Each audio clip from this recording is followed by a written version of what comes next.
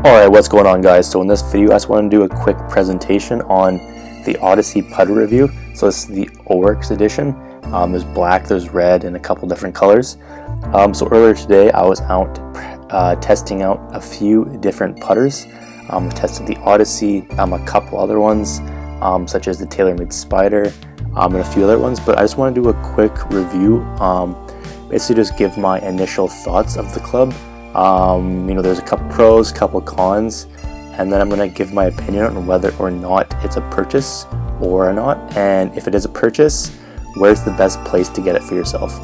Alright, so my initial thoughts of the putter here are, the first thing, I found that there was a really cool face on it, and it's basically an insert on the face of the club where the ball and club make contact, and they're little like kind of L-shaped little things on it, and they're apparently supposed to flex at impact, and that basically gives you more topspin on the ball, and that reduces jumping, right? So you get smoother rolls, more consistent rolls, all that kind of stuff, and there'll be a picture on the next slide here.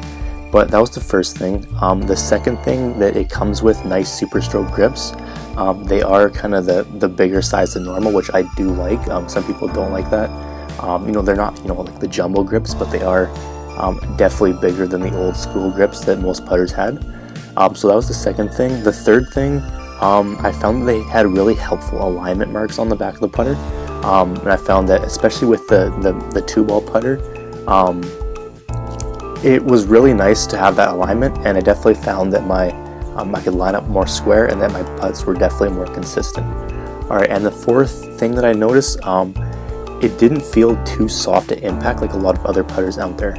Right, some of the previous putters, especially if you had a soft ball, whenever you'd make contact, it would feel like, it'd feel like almost like squishy, and or some are like way too hard. It feels like it's just, bouncing right off the club. But I found that this one had a really good mix. It wasn't too soft, it wasn't too hard, and it definitely helped with the consistency.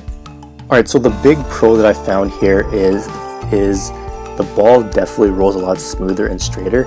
As you can see on this picture here, on the face of the club, right on the front, they're little like kind of L-shaped, and whenever they make contact, they absorb some of that. They increase more topspin, and it prevents jumping.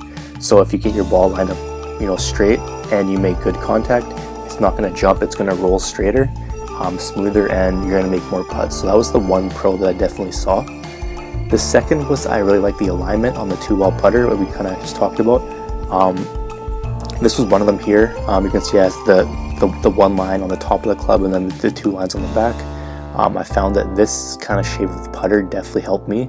Before, I just had kind of the regular thin putter, but this one with more of a more wider, I definitely found that I was able to line the ball better, and that I was definitely more consistent with the putts. Alright, so the one kind of con that I found with this, and it wasn't a huge deal, but on the super stroke grips, there was kind of some weird stitching on the back of the grips.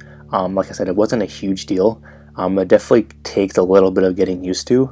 Some people might not like it, but it wasn't a huge deal. It was just kind of a little bit different than normal. But that was kind of the one and only con that I could find with this. So long story short, we talked about the pros, cons, my initial thoughts. Is it worth it? And overall, I really did like the look and performance of the putter.